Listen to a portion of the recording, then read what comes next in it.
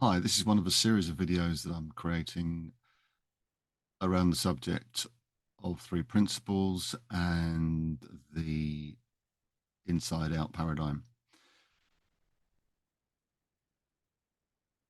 So, in this particular video, I'd like to talk about three principles conversations, what they are, how they play.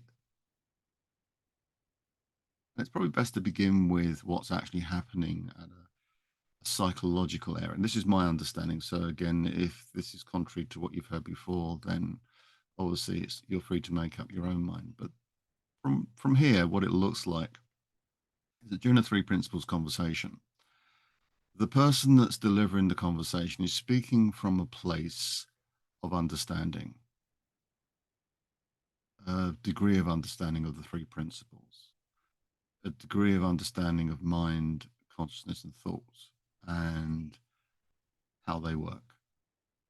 And because they're speaking from that understanding, the language they're using contains certain assumptions and presuppositions, which may not be necessarily obvious at the time of listening.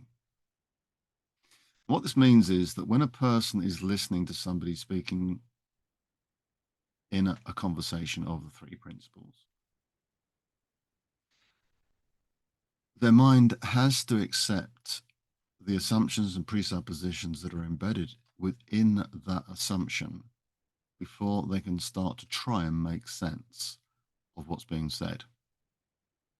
So over time, what tends to happen is there is a build-up of that level of understanding, the perspective, if you will, from where that person is coming from that has listened to previously to the conversations. And this is why very often a person may not realize the understanding they've received from a conversation until hours, days, sometimes weeks later when connections are made. And those assumptions are influencing in a useful way their perspective, and hence leading to a better feeling, a better experience of life, uh, a better alignment with the three principles that are governing their lives, and hence not resisting them, hence not feeling negative, hence feeling a lot better. Because when we're in alignment with the three principles, mind, consciousness, thought, we experience a good feeling.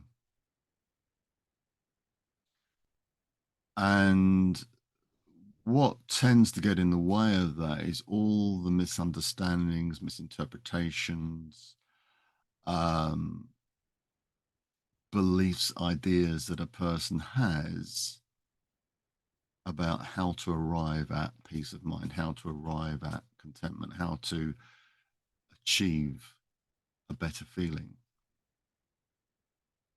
So, in a conversation, the to and fro of the conversation is influencing, is stimulating, is creating, should we say, a deeper level of understanding that a person may not necessarily be aware of at the time of listening. To understand this a little bit better, we need to sort of look at the way the mind works. The conscious mind can process between 5 and 9 bits of information a second. Often, what we're looking at when we talk about short-term memory.